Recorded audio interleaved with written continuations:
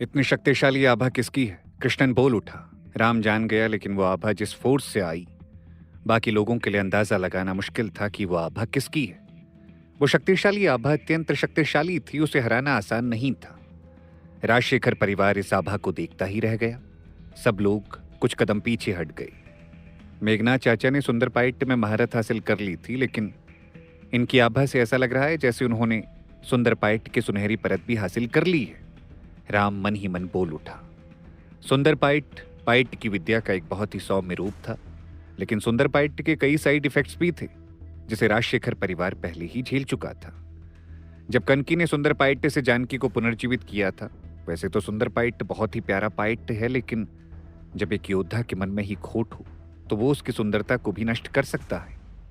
मेघनाथ ने कनकी से सुंदर पाइट तो सीख लिया, लेकिन उसने अपनी काली विद्या की तरह सुंदर पाइट में छुपी काली विद्या को भी हासिल कर लिया था, और उस सुंदर पाइट की उस काली विद्या को सुंदर पाइट की सुनहरी परत कहा जाता था। मेघनाथ की सुनहरी परत को राम ने उसकी आभा से ही पहचान लिया था, और इस सुनहरी परत के साथ मेघनाथ की शक्तियां और भी तेज हो गई थी। उसकी युद्ध क्षमताएं बढ़ गई थी। राम जान गया था कि मेघनाथ जरूर उसके लिए परेशानी बढ़ाएगा। राम ने स्वामी को बुरी तरह से मारा था, और इसीलिए मेघनाथ बहुत ही ज्यादा गुस्से में था। मेघनाथ ने हमेशा से स्वामी का समर्थन किया था, और राम के वार के बाद जायज है कि मेघनाथ राम को माफ नहीं करेगा। ऐसा लग रहा था जैसे आज राम और मेघनाथ दोनों के बीच बहुत बड़ी लड़ाई होने वाली है। मेघनाथ अगर सुंदर पाइट की सुनहरी परत हासिल करके शक्तिशाली हो गया था, तो सामने राम के पास भी कई गुना ज्यादा शक्तियां आ गई थी। राम ने राजशेखर परिवार के उस खजाने को छुआ था और हासिल किया था जिसे आज तक कोई भी राजशेखर प्राप्त नहीं कर पाया था। यह खजाना राजशेखर परिवार का सबसे रहस्यमयी और अनमोल खजाना था। राम के हाथ में काली पहाड़ी थी जिसे आज तक कोई हिला भी नहीं पाया था, और राम ने उसे अपने कब्जे में कर लिया था। मेघनाथ ने भी इस काली पहाड़ी के खजाने को हासिल करने की पूरी कोशिश की थी, लेकिन वो भी उसे हासिल करने में विफल रहा था। भारी जेल शिखर को हासिल करने की राम की सफलता ने संभवतः मेघनाथ की नफरत को और बढ़ावा दिया था, क्योंकि मेघनाथ ने सपने में भी नहीं सोचा था कि वो जिस खजाने के पीछे पड़ा है वो खजाना राम के हाथों लगेगा। मेघनाथ और राम दोनों ही राजशेखर परिवार के श्रेष्ठ योद्धा थे, लेकिन एक पहाड़ पर एक ही बाघ हो सकता है। ताकत और शक्ति की तुलना में मेघनाथ और राम इस खजाने के बराबरी के हकदार थे, लेकिन राम ने उसे हासिल कर लिया था, अपने कब्जे में कर लिया था। मेघनाथ की आभा तेजी से सबकी ओर बढ़ रही थी। राम को छोड़कर पूरा राजशेखर परिवार सोच में था कि यह आभा किसकी थी, लेकिन राम जान गया था। आभा की शक्ति और तेजी से सब लोग हैरान थे। राम मध्य हवा में सीधा खड़ा था, जबकि वो शांति से उस दिशा को देख रहा था जहां से वो आभा आ रही थी। उस आभा से वो मेघनाथ की ताकत और उसका गुस्सा और उसका इरादा जान सकता था, लेकिन राम को जरा भी डर नहीं था। और अब जब राम के हाथों में जादुई काली पहाड़ी थी, तो राम को यह जानना था कि राम की शक्ति ज्यादा है या मेघनाथ के सुंदर पाइट की सुनहरी परत की शक्ति ज्यादा है। राम के ध्यान में एक धुंधली आकृति बिजली की तेजी से चमकी। पलक झपकते ही वो आभा इस क्षेत्र में प्रकट हो गई थी। राम का अंदाजा सही था, वो आभा किसी और की नहीं बल्कि मेघनाथ की ही थी। मेघनाथ को देखकर सभी दंग रह गए थे। जब मेघनाथ सामने आया तो वो तुरंत दुखी स्वामी और 3 अन्य रक्षकों की ओर देखने लगा। तुरंत अपेक्षित रूप से उसकी आंखों में क्रोध और गुस्सा फूट पड़ा। फिर उसने धीरे से अपना सर उठाया। इससे पहले कि वो राम को घूरता, उसकी आवाज एक शक्तिशाली हत्या के इरादे से भरी हुई थी। जब उसने कहा, क्या तुमने ऐसा किया? आप मुझे मारना चाहते हैं तो खुद सामने आकर मेरा सामना करके मुझे मारिए। मुझे मारने के लिए आपको स्वामी और उनके रक्षकों की मदद लेने की जरूरत नहीं है। ऐसा कार्य बुजदिल करते हैं। राम ने मुस्कुराते हुए मेघनाथ को चुनौती देते हुए कहा, तुम खुद को ज्यादा होशियार समझ रहे हो। तुम्हें मारने के लिए मुझे किसी के सहारे की जरूरत नहीं है। मैं तुम्हें चुटकी में खत्म कर सकता हूं और तुम मुझसे बच भी नहीं पाओगे। लेकिन तुमने जिसके ऊपर वार किया है वो हमारे परिवार के प्रतिष्ठित रक्षक हैं। उनके ऊपर वार करना उनका सबसे बड़ा अपमान है, और उनका अपमान करके तुमने हमारे परिवार के नियम को तोड़ा है। इसकी सजा तुम्हें मिलकर रहेगी। मेघनाथ ने बेहद गुस्से में राम से कहा, तुम पूरा दोष राम पर नहीं डाल सकते मेघनाथ। यहां जो भी हुआ है उसकी पूरी जांच की जाएगी। कृष्णन ने कहा, स्वामी खजाने के रक्षक हैं और राम ने खजाने को छेड़ा है। स्वामी का गुस्सा होना जायज है, लेकिन उसके सामने राम स्वामी पर वार नहीं कर सकता। मैं राजशेखर परिवार में ऐसा अन्याय और ऐसा दुष्कर्म नहीं देख सकता। राम को दंड मिलना ही चाहिए और उसे दंड मैं दूंगा।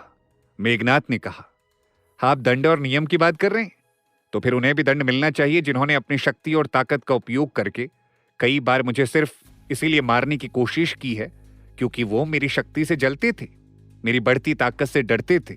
उन्हें सजा दीजिए, उन्हें दंड दीजिए। राम ने मेघनाथ पर सीधा निशाना किया और उसे खुद के ही नियम में फंसाने की कोशिश की। राम की इस बात से मेघनाथ गुस्से में जलने लग गया। उसने सोचा नहीं था कि राम सबके सामने उसके ऊपर ऐसा इल्जाम लगाएगा। तुझे तो मैं छोड़ूंगा नहीं, इतना कहकर गुस्से में मेघनाथ अधीर हो गया। उसने तेजी से अपनी हथेली फैलाई और अपनी हथेली से अपराजित शक्ति को बाहर निकाला। इससे पहले कि वो राम पर बुरी तरह झपटती, राम हंसकर बोल उठा, मुझे पकड़ लो। राम की ये बात सुनकर सब हैरान हो गए, लेकिन राम ने तुरंत एक मुक्का मारा और मेघनाथ की भयानक अपराजित शक्ति की ऊर्जा को हवा में तुरंत उड़ा दिया। राम के स्वार में एक अलग ही शक्ति थी, एक अलग ही ऊर्जा थी। उस मुक्के को देखकर सब लोग चौंक गए थे। शून्य शक्ति। जब राम ने अपनी चाल चली तो मेघनाथ की आंखें चौंधी आ गई। मेघनाथ ने सोचा था कि सुंदर पाइट की सुनहरी परत हासिल करने के बाद वो राम को आसानी से हरा देगा, क्योंकि सुंदर पाइट की सुनहरी परत की काली विद्या बहुत गहरी थी। लेकिन मेघनाथ को उम्मीद नहीं थी कि राम ने इस आधे महीने के समय में जबरदस्त सुधार किया है। लेकिन राम की शक्ति मेघनाथ को रोकने वाली नहीं थी। मेघनाथ ने तुरंत अपना मुंह खोला, उससे एक इंद्रधनुषी चमक बाहर निकली और एक काले षटभुज दर्पण में बदल गई। ये मेघनाथ के सुंदर पाइट की सुनहरी परत की कला थी। सुंदर पाइट की सुनहरी परत की शक्ति में मेघनाथ ने अपनी अपराजित शक्ति का मिश्रण किया।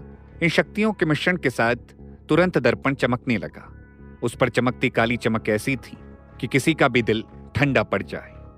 वो काली चमक आत्मी चक्के के दर्पण की सतह पर पागलपन की तरह चमकती थी। इससे पहले कि वो एक धमाके के साथ फूटती, वो राम की ओर तेजी से उड़ने से पहले एक काली किरण की तरह क्षितिज पर चमकी। ये जलाने वाली दिव्य किरण शक्तिशाली जलाने वाली क्षमताओं से भरी हुई थी और उसकी जलाने वाली शक्तियां किसी की मानसिक ऊर्जा के लिए बेहद हानिकारक थी। ऐसा लगता है कि मेघनाथ को पता था कि राम की मानसिक ऊर्जा काफी शक्तिशाली थी और वो राम का मुकाबला करने के लिए इसका उपयोग करना चाहता था। बेशक उसकी चालों के संबंध में राम ने ठिठुरते हुए कहा, पहले जब उसके पास काली पहाड़ी का खजाना नहीं था तो वो मेघनाथ की शक्तियों से सावधान रहता था, लेकिन अब उसके पास काली पहाड़ी का खजाना है और उसके सामने शायद मेघनाथ की शक्तियां भी शायद कम हो। राम ने अपनी आस्तीनें लहराई, जबकि वास्तव में उसकी भारी जेल शिखर पर एक काली चमक लहरा रही थी। आखिरकार वो पर्वत शिखर हिल गया और उसमें से एक काली किरण भी निकली। हालांकि राम की काली किरण में कोई जलाने वाली क्षमता नहीं थी, बल्कि इसमें एक भारी आभा थी जो दुनिया को दबा सकती थी। दो काली किरणें मध्य हवा में टकराई। इससे पहले कि एक उन्मत्त ऊर्जा आघात तरंग तुरंत आगे बढ़ी। तुम टूट जाओगे। राम के भाव ठंडे थे। वो अचानक बुरी तरह चिल्लाया। फिर उस शक्तिशाली भारी आभा ने वास्तव में मेघनाथ की जलाने वाली दिव्य किरण को खतरनाक गति से उड़ाने से पहले ही बलपूर्वक नष्ट कर दिया। राम! जब मेघनाथ ने देखा कि उसकी जलाने वाली दिव्य किरण राम की काली किरण को दबाने में असमर्थ है, तो मेघनाथ के भाव गहरे हो गए। तुरंत उसने अपनी हथेली को घुमाने से पहले अपनी हथेली को पंजे के आकार में मोड़ लिया। जब उसने उस काली किरण को चीर दिया तो मेघनाथ का कंधा अचानक हिल गया। संपर्क करने पर उसे उस काली किरण के भीतर एक अत्यंत भारी आभा महसूस हुई। हालांकि उसने उस आभा का केवल एक छोटा सा हिस्सा ही छुआ था। उसके शरीर में अपराजित शक्ति का संचार बाधित हो गया था। भारी जेल शिखर? मेघनाथ के भाव गंभीर थे। उसने अपना सर उठाया और राम के सर के ऊपर मंडराते उस काले पर्वत शिखर को देखा। फिर उसके भाव कुछ हद तक बसूरत थे जब उसने कहा, तुम वास्तव में भारी जेल शिखर को सक्रिय कर सकते हो। हालांकि अभी जब मेघनाथ ने देखा कि राम वास्तव में भारी जेल शिखर को वश में कर सकता है, जिसने उसे और यहां तक कि उसके अंदर की आभा को भी पूरी तरह से विफल कर दिया है, तो ईर्ष्या और सदमे से उसका दिल तुरंत भर गया। जब आसपास के परिवार के सदस्यों ने यह दृश्य देखा तो उन्होंने चुपचाप अपनी जीभ निगल ली। फिर उन्होंने एक दूसरे की ओर देखा। उन सभी को अपनी अपनी आंखों में सदमा नजर आ रहा था। सबसे पहले उन्होंने सोचा था कि मेघनाथ सुंदर पाइट की अभिव्यक्ति की सुनहरी परत हासिल करने के बाद निश्चित रूप से राम से आगे निकल जाएगा। हालांकि मौजूदा स्थिति के आधार पर ऐसा लगता है कि वो राम को कुछ नहीं कर सकता है। मेघनाथ, सुंदर पाइट की अभिव्यक्ति के सुनहरी परत तक पहुंचने के बाद भी आपकी क्षमताएं बस इतनी ही हैं। परिवार के सदस्यों के दिलों में बदलती भावनाओं के संबंध में राम ने इसे अनदेखा करना चुना। हंसने से पहले उसकी आंखें सीधी मेघनाथ पर पड़ी। हालांकि भारी जेल शिखर शक्तिशाली है, पर उसकी शक्तियां उसे पाने वाले पर निर्भर करती हैं। राम, तुम्हारे पास इस काली पहाड़ी को पाने की क्षमता नहीं है, उसे दे दो। मेघनाथ ने ठंडे स्वर में कहा। आओ और ले जाओ, अगर तुम ले जा सकते हो तो। राम ने भी चुनौती देते हुए कहा। क्या तुम सच में विश्वास करते हो कि मैं तुम्हारे सामने असहाय हूं? मेघनाथ क्रोधित हो गया, क्योंकि राम ने उसके दिल में हत्या के इरादे को सीमा तक बढ़ा दिया था। जैसे ही वो राम को मारने के लिए कुछ छिपी हुई तरकीबों को उजागर करने वाला था, गुस्से से भरी एक तेज दहाड़ अचानक गड़गड़ाहट की तरह क्षितिज पर गूंज उठी। तुम दोनों रुको! जब उन्होंने वो आवाज सुनी तो कई लोगों के चेहरे धीरे धीरे बदल गए। इससे पहले कि उनकी आंखों में एक सम्मान नजर आ जाए, तुरंत एक आकृति सबके सामने आ गई। जब उन्होंने उस व्यक्ति को आते देखा तो आसपास के सभी परिवार के सदस्यों ने तुरंत उसका सम्मान पूर्वक स्वागत किया। एक तरफ खड़े होकर कृष्णन ने भी धीरे से राहत की सांस ली। अभी परिवार में एकमात्र व्यक्ति जो इन दो क्रूर बाघों राम और मेघनाथ को रोक सकता था, वो बलराम था। बलराम में इतनी ताकत और शक्ति कैसे आ गई कि उसके आते ही राम और मेघनाथ दोनों ही रुक गए? आखिर कब तक मेघनाथ राम को मारने से खुद को रोक पाएगा? क्या राम काली पहाड़ी के खजाने की मदद से बीज प्रतियोगिता में जीत पाएगा? जानने के लिए सुनते रहिए शुद्धिपुरम, अ मिस्टीरियस किंगडम, सिर्फ पॉकेट एफएम ऐप पर। भीड़ की आदरपूर्ण निगाहों के बीच एक चमकती हुई आकृति धीरे धीरे सभी की आंखों के सामने प्रकट हुई। ये और कोई नहीं बल्कि बलराम राजशेखर था। जब बलराम सामने आया, उसकी आंखों में क्रोध की भावना झलक उठी। तुरंत वो मुड़ा और राम को घूर कर देखा। बलराम जैसे ही बोलने गया, उसका ध्यान तुरंत उस हथेली के आकार की काली पहाड़ी पर गया जिसे राम ने प्राप्त किया था। तुरंत उसका शरीर कांप उठा। क्या तुमने भारी जेल शिखर को अपने वश में कर लिया है? मैं भाग्यशाली हूं कि पूरे परिवार में से पहली बार मैं ये कर पाया हूं। राम ने धीरे से अपना सर हिलाया। वो जानता था कि यह सच बलराम और बाकी लोगों के लिए कितना चौंकाने वाला था। आखिरकार वो सभी भारी जेल शिखर को वश में करने की कोशिश कर चुके थे और असफल रहे थे। इसलिए जब उन्होंने इस आत्मा खजाने को देखा जिसने उन्हें इसे हासिल करने में पूरी तरह से विफल कर दिया था, जो अब राम के हाथों में आ गया था, तो उनके दिलों में स्वाभाविक रूप से बेचैनी महसूस हुई। बलराम ने राम को कुछ अजीब तरह से देखा। क्या चल रहा है? अचानक बलराम का स्वर बदल गया। वो जिस मामले का जिक्र कर रहे थे वो इस क्षेत्र में टूटे पड़े हुए टुकड़ों का था। बलराम, मैं इस मामले को संभालता हूं, कृष्णन बोल उठा। तुम शायद भूल रहे हो कृष्णन, राजशेखर परिवार का नियम है कि कोई भी फैसला लेते समय परिवार का जो बड़ा व्यक्ति रहेगा वो ही बोलेगा। बलराम तुम्हारा बड़ा भाई है, इस नाते इस मामले को वो ही संभालेगा, मेघनाथ ने कहा। मेघनाथ अच्छी तरह से जानता था कि कृष्णन भले ही बलराम से उम्र में छोटा है, पर वो बलराम से कई गुना ज्यादा शक्तिशाली और शार्प है। मेघनाथ नहीं चाहता था कि कृष्णन अपनी बुद्धि से इस पूरे मामले को राम की तरफदारी में ले। मेघनाथ ने बड़े सोच समझकर अपनी चाल चली थी। मेघनाथ की इस बात का फायदा उठाकर स्वामी ने भी अपनी बात बलराम के सामने ही रखी। बलराम, राम बहुत क्रूर है। हम चारों इस स्थान की रखवाली कर रहे थे जब हमें एहसास हुआ कि तिजोरी में कुछ अजीब चल रहा है। चारों ओर जांच करने के बाद हमें एहसास हुआ कि अंदर की अपराजित शक्ति पूरी तरह से गायब हो गई थी, जबकि अंदर की आत्मा खजानी भी क्षतिग्रस्त हो गई थी। सबसे पहले हम राम को इसके बारे में सूचित करना चाहते थे, हालांकि हमने कभी नहीं सोचा था कि वो इतना क्रूर होगा और वास्तव में हम चारों पर हमला करेगा। बलराम ने स्वामी की बात सुनी पर उसकी बात पर विश्वास नहीं किया। बलराम ने राम की ओर देखा और पूछा, क्या ये सच है? राम ने धीरे से अपना सर हिलाया। आप जैसे व्यक्ति के लिए रक्षक बनना राजशेखर परिवार के लिए कितना अपमानजनक है, राम ने सबके सामने स्वामी से कहा। राम की इस बात से स्वामी इतना क्रोधित हो गया कि उसका चेहरा बैगनी हो गया। राम के हाथों पीड़ित होने के बाद उसे स्पष्ट रूप से पता चल गया था कि उससे कोई मुकाबला नहीं है। जब मैं तिजोरी में दाखिल हुआ तो मुझ पर गुप्त रूप से घात लगाकर हमला किया गया। कोई गुप्त रूप से अंदर की संरचनाओं में हेरफेर कर रहा था, और जब मैं अंदर था तो मुझे मारने की साजिश रच रहा था। शुक्र है कि मुझे इसका तुरंत पता चल गया और मैं उनके जाल से बच गया। हालांकि जब मैं उनके हमलों से बच रहा था तो मैंने गलती से कुछ खजानों को भी नुकसान पहुंचाया। इसी वजह से वो नुकसान हुआ। बुजुर्ग स्वामी और उन तीनों के अलावा तिजोरी के भीतर संरचनाओं को नियंत्रित करने वाला और कौन हो सकता है? जब सबने राम की बात सुनी तो स्वामी परेशान हो गया। कृष्णन की ओर सिर हिलाने से पहले बलराम ने अपनी भौहें से कोड़ ली। बलराम, तिजोरी के भीतर संरचनाओं को नियंत्रित करने वाले उपकरण वास्तव में नष्ट हो गए थे। इसके अलावा इस बात के सबूत भी हैं कि किसी ने पहले इसका इस्तेमाल किया था। कृष्णन ने धीरे से कहा। स्वामी, तुम्हारी हिम्मत कैसे हुई? बलराम गुस्से में बोला।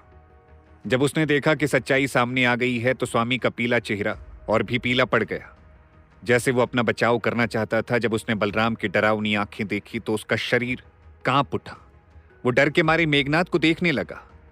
बलराम, रक्षक, स्वामी और बाकी लोग वास्तव में गलत थे। हालांकि बलराम भी बहुत घमंडी है। 4 महान दशकों में क्या कभी ऐसा मामला सामने आया है जहां किसी ने वास्तव में किसी रक्षक पर हमला करने का साहस किया हो? अगर इस मामले की खबर बाहर आई तो यह हमारे लिए विनाशकारी होगा। मेघनाथ ने कहा। ठीक है, मुझे पता है कि तुम दोनों के बीच मनमुटाव है। हालांकि मैं अपने परिवार के सदस्यों को आपस में लड़ते हुए नहीं देखना चाहता। मैं आज के मामले में स्वामी को सजा नहीं दूंगा। हालांकि बचे हुए समय में आप और राम बेहतर व्यवहार करिए। 3 दिन के बाद आप दोनों मद्रास जाओ और बीच प्रतियोगिता की लड़ाई में भाग लो। जो श्रेष्ठ होगा वही वंश का उत्तराधिकारी बनेगा। जब राजशेखर परिवार के लोगों ने बलराम की बातें सुनी तो उनके शरीर धीरे धीरे कांपने लगे। वो बलराम के शब्दों के पीछे के इरादे को समझ गए। जो कोई भी बीच प्रतियोगिता जीतेगा वो राजशेखर परिवार का सच्चा उत्तराधिकारी बन जाएगा। उस समय उसके पास वो स्थिति होगी जो दूसरों से कहीं अधिक होगी। बेशक अगर स्थिति उलट गई तो मेघनाथ को राम द्वारा पूरी तरह से कुचल दिया जाएगा। वास्तव में परिवार के भीतर उसकी प्रतिष्ठित स्थिति तुरंत राम द्वारा ले ली जाएगी। ये काफी संघर्षपूर्ण मुकाबला होने वाला था। जो भी हारेगा उसे भयानक कीमत चुकानी पड़ेगी। अगर पारिवारिक बैठक ने राम को मेघनाथ के समान दर्जा प्राप्त करने की अनुमति दी तो बीच प्रतियोगिता की लड़ाई संभावित रूप से उसे मेघनाथ से आगे निकलने और पूरे परिवार में नंबर 1 व्यक्ति बनने की अनुमति दे सकती है। राम अपने हाथ में भारी जेल शिखर लेकर खड़ा था, जबकि वो खुद काफी शांत था। हालांकि बलराम के शब्द क्रूर थे, लेकिन उसने एक बार फिर शक्ति के इस महत्व की पुष्टि की। भले ही मेघनाथ को राजशेखर परिवार की परवाह नहीं थी, लेकिन उनके परिवार के सदस्य अभी भी उसी से जुड़े हुए हैं। इसलिए उनकी खातिर उसे पूरे राजशेखर परिवार में नंबर 1 व्यक्ति बनना होगा।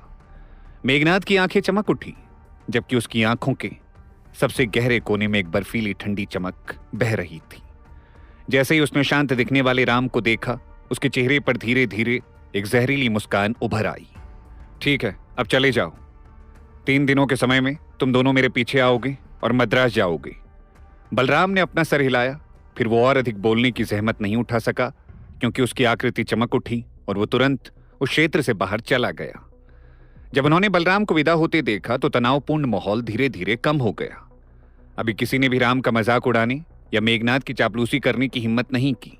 ऐसा इसीलिए था क्योंकि उनमें से कोई भी नहीं जानता था कि बीच प्रतियोगिता की लड़ाई में भाग लेने का अधिकार कौन अर्जित करेगा।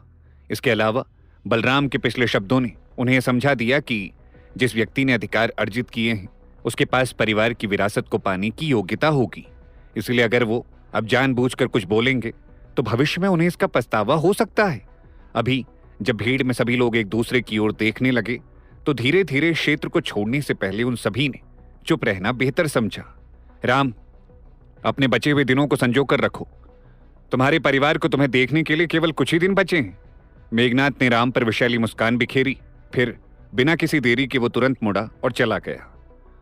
मुझे वो शब्द आपको भी लौटाने हैं। राम धीरे से मुस्कुराया। इस बीच उसकी आंखों के सबसे गहरे कोने में एक शक्तिशाली हत्या का इरादा बह गया। राम के हंसने के बाद उसकी आकृति भी चमक उठी। इससे पहले कि वो चमकती हुई चमक में बदल जाए और उसकी दृष्टि से ओझल हो जाए, तिजोरी के बाहर घटित घटनाएं तेजी से पूरे राजशेखर परिवार में फैल गई।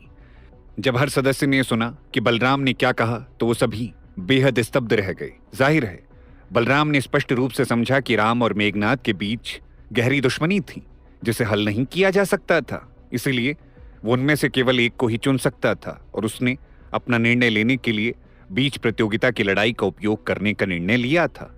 जो कोई भी इस प्रतिस्पर्धा को करने के अधिकार सफलतापूर्वक प्राप्त करने में सक्षम होगा उसे पूरे राजशेखर परिवार का स्पष्ट समर्थन प्राप्त होगा, भले ही वो मेघनाथ हो या राम।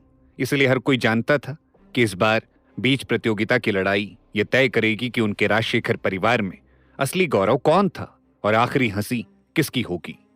राम, मेघनाथ क्यों तुम्हारे पीछे हाथ धोकर पड़ा है? पत्थर के मंडप में कृष्णन ने पूछते हुए राम की ओर देखा। मेघनाथ चाचा को मुझसे कितनी नफरत है ये आप भी जानते हैं अप्पा।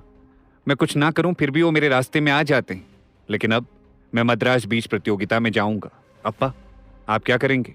यहां रहेंगे या मेरे साथ आएंगे? राम ने पूछा। कृष्णन शुद्धिपुरम छोड़कर जाना नहीं चाहता था। कृष्णन असमंजस में था। उसे राम के साथ भी रहना था क्योंकि वो मेघनाथ के इरादों को जानता था, लेकिन वो शुद्धिपुरम भी छोड़ नहीं सकता था क्योंकि कृष्णन जब राम के साथ हिमालय में था शून्य शक्ति के लिए, तब उसने भास्कर को खो दिया था और राजशेखर परिवार के साथ पूरे शुद्धिपुरम में बहुत कुछ हो गया था। कृष्णन नहीं चाहता था कि फिर से वो सब दोहराया जाए। राम, जितना जरूरी मेरा तुम्हारे साथ वहां रहना है उतना ही जरूरी मेरे लिए शुद्धिपुरम का ध्यान रखना भी है। राम भी कृष्णन की बात से सहमत था। कृष्णन के मन में अभी भी बेचैनी थी। उसके चेहरे के भाव से ऐसा लग रहा था जैसे वो राम के साथ मद्रास में बीज प्रतियोगिता में भी चला जाए। कृष्णन के मन में क्या चल रहा था ये कोई नहीं जानता था। तुम कनकी को अपने साथ क्यों नहीं ले जाते? कृष्णन ने कहा। कृष्णन की इस बात से राम भी सोच में पड़ गया। माना कि कनकी भी एक बहुत अच्छी योद्धा है, लेकिन राम नहीं जानता था कि वहां मद्रास प्रतियोगिता में कैसी व्यवस्था होगी और वहां सब कैसा होगा। ऐसे में कनकी को साथ ले जाना राम के लिए भी एक जिम्मेदारी थी। आखिर कनकी उसकी बहन थी। अप्पा, मुझे नहीं लगता मुझे कनकी को मेरे साथ ले जाना चाहिए। उसकी सुरक्षा के लिए वो यहां शुद्धिपुरम में रहे, वो ठीक रहेगा। राम समझ गया कि बीज प्रतियोगिता की लड़ाई खतरनाक होने वाली थी। वास्तव में वो इस बात को लेकर भी अनिश्चित था कि क्या वो सफलतापूर्वक जीवित रह पाएगा।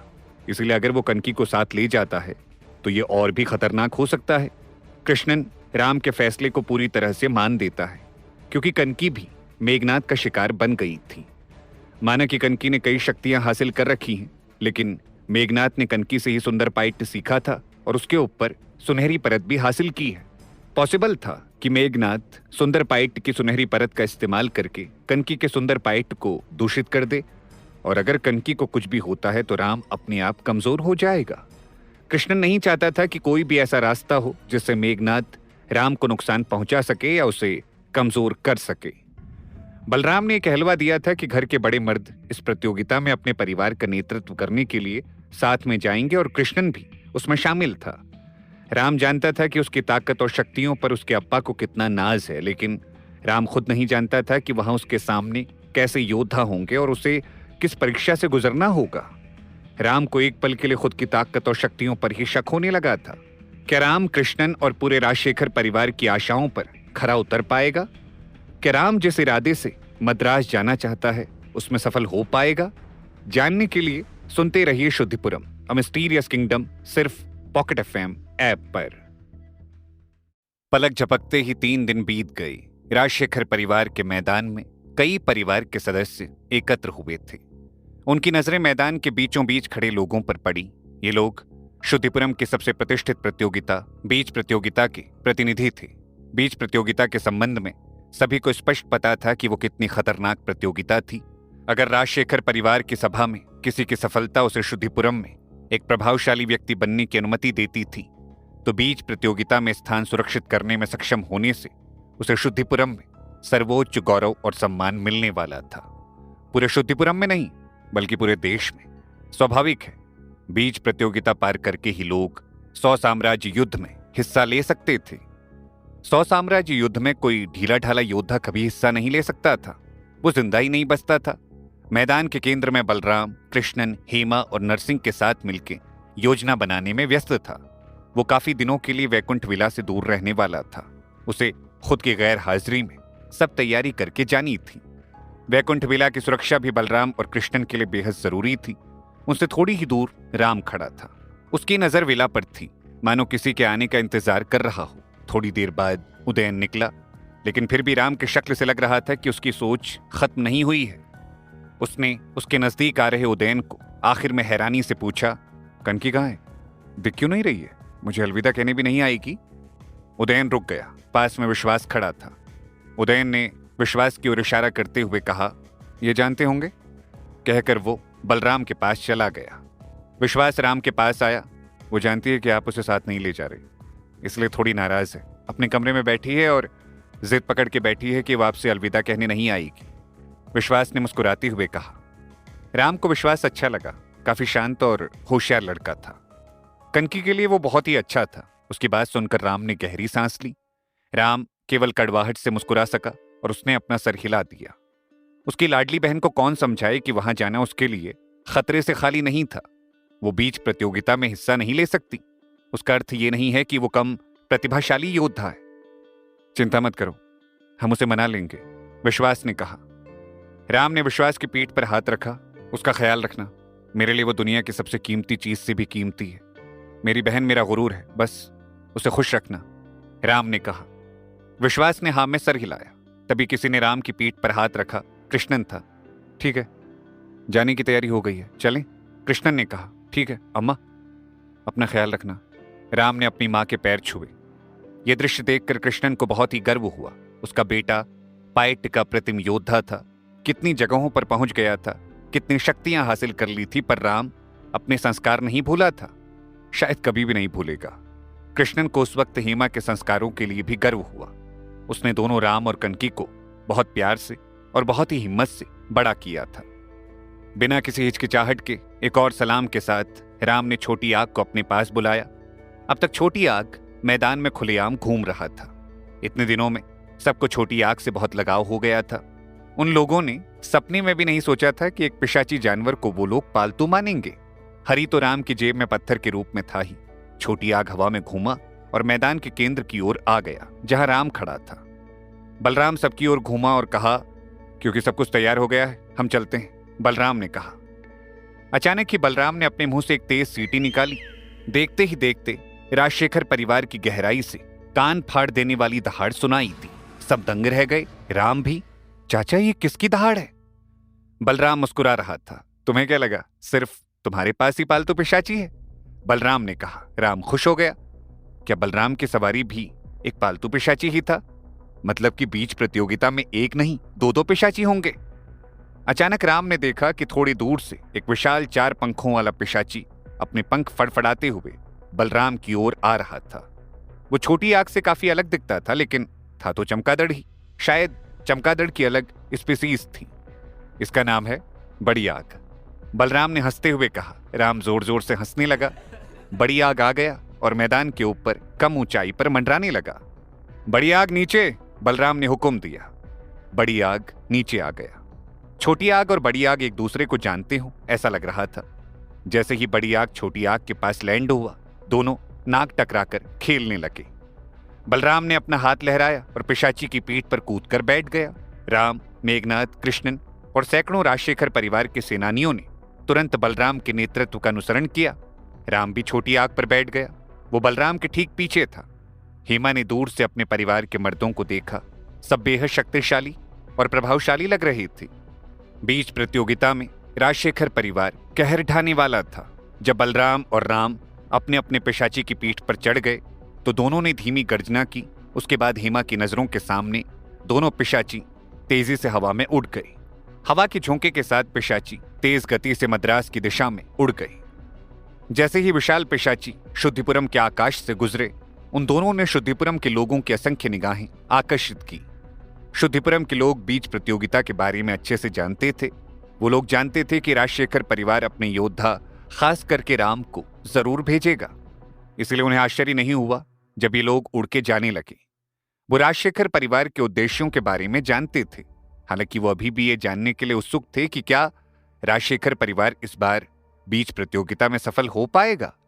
भले ही इस बार राजशेखर परिवार में राम और मेघनाथ जैसे शक्तिशाली योद्धा थे, फिर भी बीच प्रतियोगिता में ढेर सारे संप्रदाय और योद्धा थे जो बहुत महान थे। ये सारे योद्धा कोई साधारण व्यक्ति नहीं थे। इसलिए राम के लिए भी बीच प्रतियोगिता में खुद को प्रूव करना काफी कठिन होगा। शुद्धिपुरम की सीमा से जब ये लोग उड़ते हुए जा रहे थे, कोई नहीं जानता था कि सीमा पे एक बेहद सुंदर लड़की खड़ी थी, सुनहरे बाल वाली। उसकी आंखें रानी सी थी, मानो राम से बेहद नाराज हो। राम भैया, आपको क्या लगा, आप मना करेंगे तो मैं नहीं आऊंगी? कनकी ने हवा में उड़ रही छोटी आग को देखते हुए मन ही मन कहा। कनकी ने अपने नीचे के कंकड़ को धीरे से लात मारी। फिर उसने अपना नाजुक चेहरा उठाया और उस छोटी आग की दिशा में देखते हुए कहा, आप मेरा तिरस्कार करते हैं क्योंकि आप सोचते हैं कि मैं कमजोर हूं। आपकी वजह से मुझे अप्पा ने भी आने से मना कर दिया। कहते हुए कनकी की आंखें लाल हो गई। उसकी आंखों में गुस्से के आंसू बंद ही नहीं हो रहे थे। एक पल के बाद, जैसे उसने कोई बहुत बड़ा निर्णय ले लिया हो, उसने ठंडी हवा की गहरी सांस ली। बस, मैंने ठान लिया है कि मैं वही करूंगी जो मुझे ठीक लगता है, कनकी ने खुद से कहा। पक्का? आपने निर्णय ले लिया है? अचानक कनकी के पीछे एक उदास आवाज आई। उसने पलट कर देखा तो एक पतली और अजीब सी काली छाया दिखाई दी। ये छाया काले गाउन के नीचे लिपटी हुई थी और उसमें से एक अवर्णीय ठंडी आभा निकल रही थी। हालांकि ऐसा लग रहा था कि उसके पैर जमीन पर हैं, लेकिन थे नहीं। उसका चेहरा ढका हुआ था। कौन था ये? कनकी समझ नहीं पाई। मेरे साथ हाथ मिलाओगी? हम साथ लड़ेंगे। उस अजीब सी दिखती आकृति ने कनकी की ओर एक हाथ बढ़ाया। कनकी ने अपना हाथ नहीं दिया, लेकिन उसे इस आदमी में दिलचस्पी बढ़ी। आप अपने भाई राम से ज्यादा प्रतिभाशाली हैं, लेकिन उसका स्वभाव आपसे शांत है। इस उम्र में किसी व्यक्ति को राम जैसी बुद्धिमत्ता और दृढ़ता के साथ देखना मुश्किल ही नहीं, नामुमकिन है। इसके अलावा राम कई सारे रहस्य छुपा रहा है जिन्हें मैं भी नहीं पहचान सका। इसलिए आप अकेली लड़ें। उससे अच्छा मैं साथ रहूं तो, पतली काली छाया ने कहा। कनकी के दिल में एक अजीब सी कंपन हुई। कौन था ये? उसका चेहरा क्यों नहीं दिख रहा था? कनकी ने पूछ ही लिया। वो पतली काली छाया हंसने लगी। समझ लो मैं तुम्हारा शुभचिंतक ही हूं। आप जाओ, मैं आपके पीछे अदृश्य रूप से आऊंगा। कहते हुए अचानक ही वो काली छाया गायब हो गई। कनकी के पास दो रास्ते थे। या तो वो उस काली छाया का रहस्य सुलझाए, और या फिर फिलहाल राम के पीछे जाए और साबित करे कि वो बीच प्रतियोगिता में हिस्सा ले सकती है और जीत भी सकती है। कनकी मुड़ी। छोटी आग काफी दूर चला गया था। कनकी ने कहा, राम भैया, अगली बार जब मैं तुम्हारे सामने आऊंगी तो तुमसे और भी शक्तिशाली हो जाऊंगी। फिर आप मुझे हर युद्ध में अपने साथ ले जाएंगे। कहते हुए कनकी ने कुछ मुद्रा बनाई और सुंदर पाइट की मदद से वो वहां से गायब हो गई। क्या कनकी सच में राम के पीछे गई थी? क्या होगा जब राम को पता चलेगा? राम के ठीक पास मेघनाथ हवा में उड़ रहा था। हालांकि राम के प्रति उसकी निगाहों में उपहास और तिरस्कार के कोई निशान नहीं थे। राम की भौहें सिकुड़ गई। शायद इतने दिनों में मेघनाथ को समझ आ गया था कि राम कोई साधारण योद्धा नहीं था, पर राम जानता था यह नामुमकिन है। मेघनाथ ऐसा इंसान नहीं था जो राम के बारे में अपने विचार बदले। हालांकि राम को ज्यादा परवाह नहीं थी कि मेघनाथ उसके बारे में क्या सोचता है। राम ने अपने विचार शुद्धिपुरम की ओर केंद्रित किए। वो शुद्धिपुरम के ऊपर से उड़ रहा था। शुद्धिपुरम उसकी नजर में छोटा होता जा रहा था। अचानक ही राम का दिल मचल उठा। न जाने वो शुद्धिपुरम कब वापस आएगा, और आएगा भी या नहीं। उसका दिल पिघल गया। आखिर शुद्धिपुरम उसका घर था। मन ही मन उसे अपने परिवार के सदस्यों की भी चिंता थी। हाँ, बलराम और कृष्णन बहुत ही तेज योद्धा थे, लेकिन फिर भी न जाने बीच प्रतियोगिता में क्या होने वाला था। कहीं वो उनको हमेशा के लिए खो तो नहीं देगा। राम ने मन ही मन ठान ली कि आखिरी बार अपने परिवार को भी साथ में युद्ध में लेके जा रहा है। भविष्य में वो अकेले ही खतरों और अवसरों से भरी नई दुनिया की खोज करेगा। वैसे राम को ज्यादा चिंता करने की जरूरत नहीं थी। बलराम की वो अद्भुत नई शक्ति तो उसने देख ही ली थी, और कृष्णन को राम ने शून्य शक्ति के प्रतीक में से 2 छोटी गोलियां भी दी थी। वो बहुत शक्तिशाली थी। मेघनाथ तो शक्तिशाली था ही। राम का मानना था कि इतनी शक्तियों के साथ शुद्धिपुरम का राजशेखर परिवार भविष्य में धीरे धीरे और मजबूत होगा। काश कनकी अपना ख्याल रखे, राम ने धीरे से खुद को कहा। उसको अपनी बहन की बहुत याद आ रही थी, लेकिन उसकी जान को जोखिम में राम नहीं डालना चाहता था। आखिरकार राम ने अपने दिमाग को शांत करने के लिए अपनी आंखें बंद कर ली। वो जानता था कि उसके पिता और परिवार के बाकी सदस्यों को शुद्धिपुरम में शांति से रहने के लिए उसे 100 साम्राज्य युद्ध में भाग लेने के लिए बीच प्रतियोगिता जीतनी होगी, तभी वो चैन से जी सकेगा। मद्रास एक काफी अद्भुत शहर था। शक्तिशाली संप्रदायों ने मद्रास पर राज करना शुरू किया। उससे पहले तो मद्रास का शाही परिवार ही मद्रास का अधिपति था। आज भी मद्रास में लोग दूर दूर से व्यापार करने आते थे। शुद्धिपुरम के लोग तो मद्रास को सोने की नगरी बोलते थे। मद्रास शुद्धिपुरम के पूर्व में स्थित था। हालांकि शुद्धिपुरम में मद्रास से भी अधिक प्रतिभाशाली योद्धा थे, फिर भी कुछ हद तक शुद्धिपुरम अभी भी मद्रास की तुलना में थोड़ा पीछे था, खास करके व्यापार में। लेकिन राम ने सुना था कि बीच प्रतियोगिता में ये कोई ऊंच नीच नहीं गिनी जाती। वहां तो बस योद्धाओं को अपनी शक्तियों से ही नापा जाता है। वो जरूरी नहीं था कि योद्धा कहां से है। सबसे उत्तम योद्धा शुद्धिपुरम से भी हो सकता था। बीच प्रतियोगिता सिर्फ और सिर्फ प्रतिभा देखती थी, किसी का रूप या कुल नहीं। इसलिए तो बीच प्रतियोगिता में शाही परिवार आम परिवारों जैसे ही हिस्सा लेता था। उन्हें कोई स्पेशल ट्रीटमेंट नहीं मिलती थी। पायट्टी की सबसे महत्वपूर्ण बात यही थी और कुछ नहीं। ऐसा इसीलिए था क्योंकि हर कोई 100 साम्राज्य युद्ध के लिए योग्यता हासिल करने के महत्व को जानता था। 100 साम्राज्य युद्ध में जो भी उन संप्रदायों द्वारा सफलतापूर्वक चुना जाएगा, ना ही उस व्यक्ति को उदारतापूर्वक इनाम दिया जाएगा, बल्कि उसके परिवार और यहां तक कि उसके गांव को भी इनाम दिया जाएगा। शुद्धिपुरम के इतिहास में राजशेखरों के उस पूर्वज को छोड़कर ऐसा कोई योद्धा नहीं था जिसको संप्रदाय ने चुना हो। राम के लिए इसलिए भी चुना जाना बहुत जरूरी था। हालांकि एक रात पहले बातों बातों में कृष्णन ने उसे कुछ अलग कहा। कृष्णन ने कहा था कि ऐसा माना जाता था सालों पहले शुद्धिपुरम के 3 परिवार में से एक परिवार इतना महान हो गया था कि उसने खुद का एक शक्तिशाली संप्रदाय बना लिया था। उस परिवार का नाम था कुरूप परिवार। मतलब कि अभी परशुराम भूमि पर जितने भी महान संप्रदाय थे उसमें से कुरूप परिवार शुद्धिपुरम से ही था। अतीत में कुरूप परिवार ने एक असाधारण प्रतिभा पैदा की थी जिसने बीच की लड़ाई में जीत हासिल की थी और 100 साम्राज्य युद्ध के लिए योग्यता प्राप्त की थी। लेकिन फिर न जाने क्यों वो लोग शुद्धिपुरम छोड़कर मद्रास बस गए थे। सबसे महत्वपूर्ण बात यह है कि इस प्रतिभा ने 100 साम्राज्य युद्ध में इतना शानदार प्रदर्शन किया था कि एक बड़े संप्रदाय ने उसके पूरे कुरूप परिवार को ही एक संप्रदाय बना दिया था। उस दिन के बाद से कुरूप संप्रदाय की शक्ति अचानक बढ़ गई थी। फिलहाल कुरूप संप्रदाय की शक्तियां राजशेखर परिवार की शक्तियों से कम 10 गुना ज्यादा थी। राम तब समझा कि इसीलिए राजशेखरों के लिए बीच प्रतियोगिता कितनी महत्वपूर्ण थी। क्या पता राम की वजह से वो लोग भी एक परिवार से एक संप्रदाय बन जाएं, कुरूप संप्रदाय की तरह। राम ने एक गहरी सांस ली। राम के लिए भी इन सभी प्रतिभाओं को हराना और अंतिम 5 स्थानों में जगह बनाना एक स्ट्रेसफुल काम था। बीच प्रतियोगिता की तुलना में परिवार की सभा तो बच्चों का खेल था। शुद्धिपुरम से मद्रास तक यात्रा करने में 2 दिन बीत गए। इन 2 दिनों में राम ने बीच प्रतियोगिता के संबंध में सारी जानकारी भी प्राप्त की। इन सूचनाओं से उसे पता चला कि परशुराम भूमि के सभी शक्तिशाली संप्रदायों और परिवारों ने अपनी जवान और सर्वश्रेष्ठ योद्धाओं को भेजा था। हालांकि बलराम के अनुसार ऐसे कुछ परिवार थे जिनके बारे में राम को चिंता करने की जरूरत थी। एक तो मद्रास का शाही परिवार था, दूसरी थी झिलमिल नायक, जो सबने सुना था कि अलग ही स्तर की योद्धा बन चुकी थी। फिर था कुरूप संप्रदाय और आखिर में जंगली राजा संप्रदाय। इन 4 महान संप्रदाय और परिवारों के पास जो प्रतिभाएं थीं, वो मेघनाद जितनी ही भयानक थी। ऐसा लग रहा था कि बीच प्रतियोगिता में सचमुच एक भयानक युद्ध होगा। कि राम इतने शक्तिशाली योद्धाओं के सामने टिक पाएगा? जानने के लिए सुनते रहिए शुद्धिपुरम, अ मिस्टीरियस किंगडम, सिर्फ पॉकेट एफएम ऐप पर।